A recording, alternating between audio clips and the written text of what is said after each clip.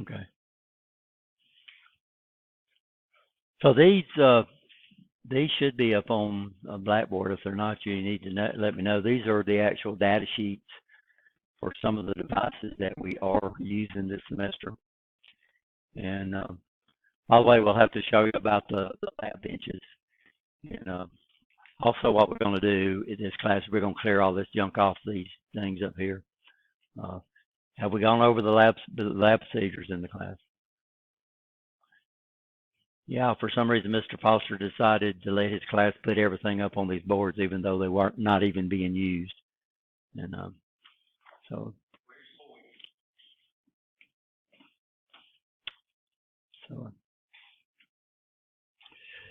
so, when we talk about DC sensors and AC sensors, did we go over the color code for the sensors? Brown, white, blue, black. Yeah. So we have on these solid state sensors, and also even AC sensors, which are solid state. We have a industry recognized color code. Does it mean everybody's going to do that? No, but it's pretty standard now. And what are the colors that we might run into? Y'all said them. What are they? Brown, white, blue, and black. What's that?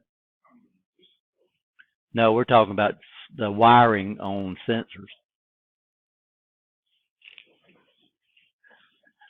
The way sensors are wired. Huh?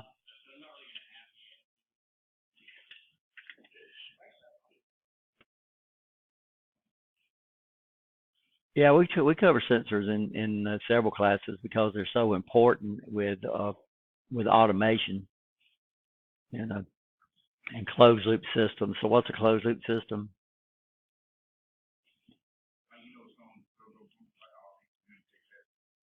So we call them closed loop systems, servo systems. What does that mean? It does what? Provides what? Feedback. Yeah.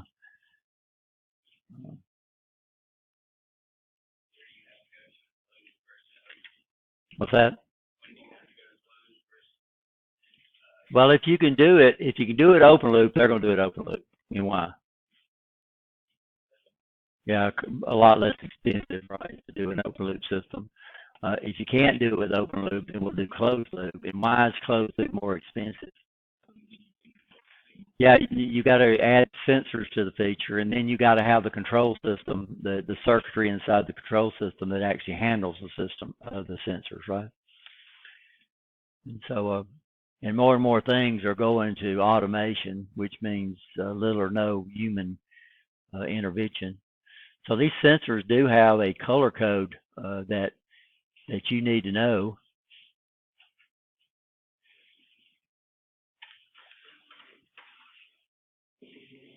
You got a song. You've already made a song about it. Great. So we have a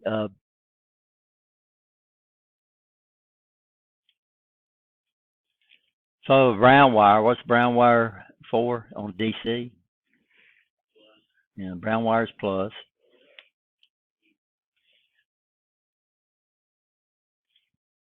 This on DC goes to plus on DC.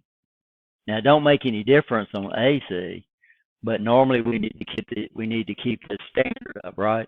So AC, we should point this toward L1. It don't mean it has to connect to L1, but it needs to point toward L1, right? Yeah, that would be a brown wire.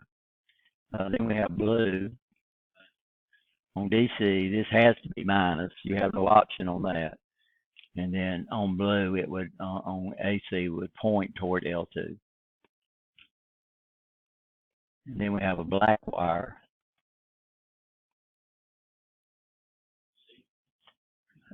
This is a normally open signal.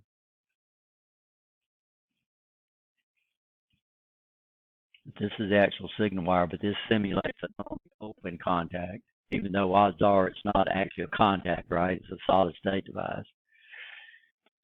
And then we have a four-pole sensor. Then we have a white. It's supposed to say white. normally close, and this would be our second signal wire.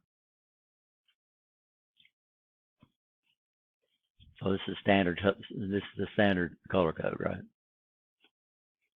Now on the DC, we've got another problem in that we got two types. Well, it still could be normally open or normally closed, but we have what we call sinking sensors, and we have what we call sourcing sensors.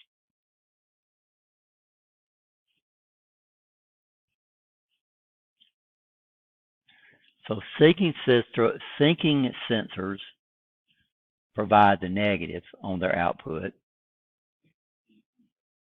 Well, originally, if you take digital, well, you'll learn a little more how they come up with these terms. And sourcing the sensor provides the what? Positive. That makes sense. Now, normally a sinking sensor is going to be an NPN sensor, and a sourcing sensor will be a PNP sensor.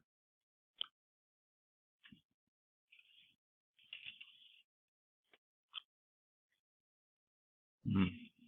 Yeah, sinking's NPN, PNP is PNP, PNP is sourcing.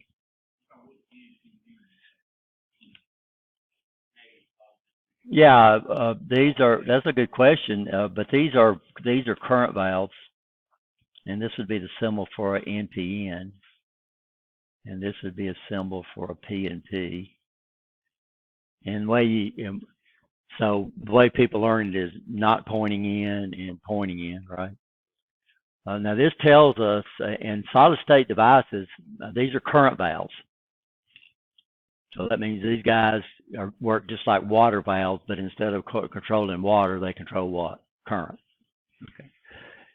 And the current flow, yeah. And the main path for the current flow is through this channel right here. Now, to make these things work, you have to, we call it forward bias it. And this would be what we call an NPN. So that means we would have to make this guy right here negative, and this would have to be positive in respect to that. And then this one is backwards. It would have to be big positive in respect to that. But what it does, it indicates how it tells us how it's supposed to be biased to make it operate. So this guy up here, we call this the collector. This is called the emitter, and this is called the base.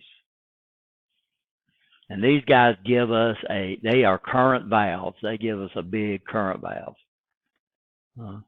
And they give us a rating. This is just nice to know. It's called beta of the transistor, and this actually gives us the current gain of the transistor. So what that means, if it had a beta of 100, if I put 1 milliamp worth of current into the base, then through my channel I would get 100 milliamps out. And that's what it is. We get a current advantage from the base into our main current valve. So it's just like the knob on the water. And the analogy I use in my class is that you can turn a lot of water on and off with a valve, but if you try to turn that water off and on with your hand, you can't do it. So what you're doing is you're getting a gain between your valve and then the actual valve itself, right? What you control the valve with. So these are current controlling devices. These are current valves. And so a PNP, we would do what? This would have to be positive in respect to this. This would have to be negative in respect to that. And then this right here would have to be a big O negative. PNP.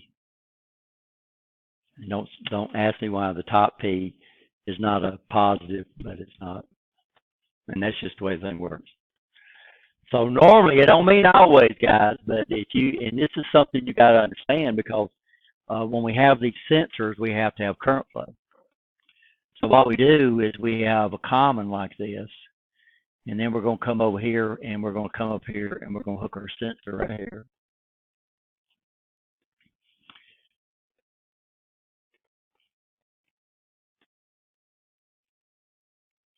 And then we're going to come over here, and this is going to be our load. Right now, we'll just put on a light. And then if it requires power, if it can't power up on the load, then it's going to have to be a 3-wire sensor, right? Okay. Now, what can L1 and L2 be? Well, L1 or L2 in DC, a lot of people say, well, L1's positive and L2's negative, but that's not true. It can be whatever the system is designed to work on, right? So the problem is if I come over here and put a plus, right, you understand, and then I come over here and put a minus right there, then what we need this switch right here to do is to provide a what? It has to provide a plus because of what's over here. What's this over here? This is a minus. So here I would have to make sure I use a source and sensor. What if this guy provided a minus? Well, nothing wouldn't work because I got a minus there and a minus there. I have no current flow, right? You understand that? So that means if I've got if my load is using a minus as its common, then my sensors, I'm gonna have to use what type of sensors? I'm gonna have to use what? I'm gonna have to use sourcing sensors because sourcing sensors provide a what? The plus. That makes sense. Now, if I come over and swap this around, and this is the common over here, and this is the plus right there, then I got to do what? Then I've got to use a what? I got to use a sinking sensor to get the current flow, and that gives you problems. So every manufacturer usually manufactures the same sensor as either sinking or sourcing. And you say, okay, I need this thing, and you order the wrong one, and you got a bad sensor, right? You understand? You order the wrong one, you put it in there, it don't work, and you take for granted that something else was the problem. And then you get yourself in what we call a loop, a troubleshooting loop, because you bought the what? And then you start replacing things that don't have to be replaced. We had a guy who worked at a company that one of their variable frequency drives went out on the AC motor, and before they even put a meter on it, guess what they did? They replaced the drive because the motor wouldn't work. And guess what it was? The motor hummed, by the way. And guess what it was? They had a broke wire going to the motor, but they replaced the drive. They don't tell them how much that cost them to replace the drive, right? So, I forgot the name of the company, but it's one of our guys that worked here. And the motor was single phasing. If y'all took motor controls, single phase an AC motor, right? And it won't sorry to just sit there and hum at you. So it even instead of going out there and putting a meter out there and figuring out which phase was bad, they just replaced the drive.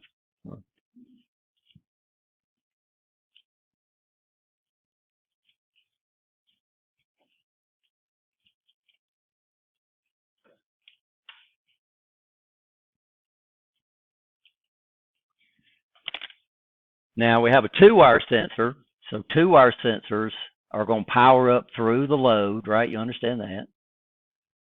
Now we can get by with this if we're dealing with these guys because 120 volt AC, we can afford a voltage drop, right? You understand that in the sensor itself. And so these guys right here, which is what we have over here, I have wired up over here. These are going to look like this.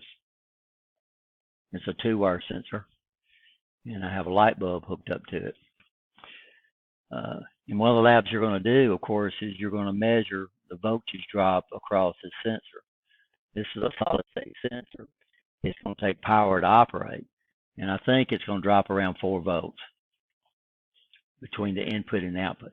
Yeah, but still that gives us what? 116 volts, which is well within the limit of these devices, right? You understand that? So don't think that a solid, and this is the difference between a solid state sensor and a relay. I mean, one that actually has a physical contact. Solid state sensors will always drop a voltage, always, because they are not switches. They are electronic devices, and they cannot turn on completely. Are we okay? So we have this set up over here.